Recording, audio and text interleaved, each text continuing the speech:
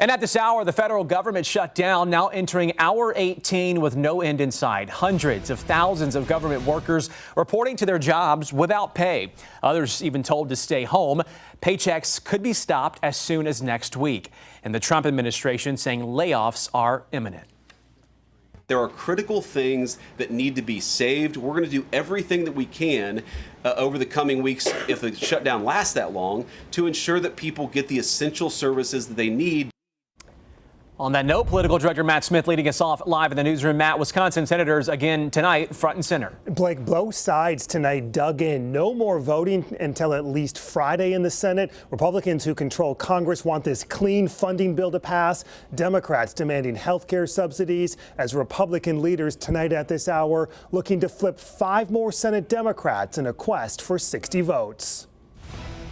Tonight, high stakes in Washington, dueling proposals in the U.S. Senate failing again today, and now no end in sight to the federal government shutdown.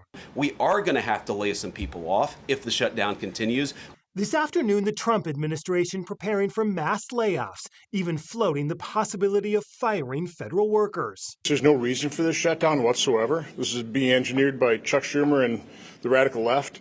All they have to do is vote to pass the House continuing resolution. This won't even happen. But you would be okay with federal employees being fired?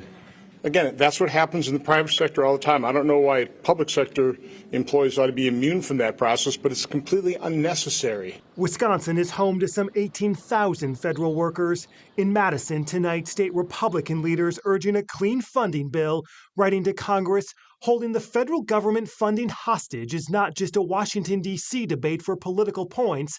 It will have real and immediate consequences that cannot be overlooked. Dane County's executive today announcing a hiring freeze in response to the shutdown. Democrats have been talking about expanding the subsidies for the Affordable Care Act. If Republicans do promise to negotiate on that, are you a potential flip vote back to a yes on a clean resolution to reopen the government? Look, I want to tie them together. A handshake deal is not enough with this president, I have to tell you. But I think there's a very clear path forward. Would this be some type of new proposal that would include the subsidies and reopening the government? That is exactly what we're trying to negotiate. And I'm here, I'm at the table, I'm ready.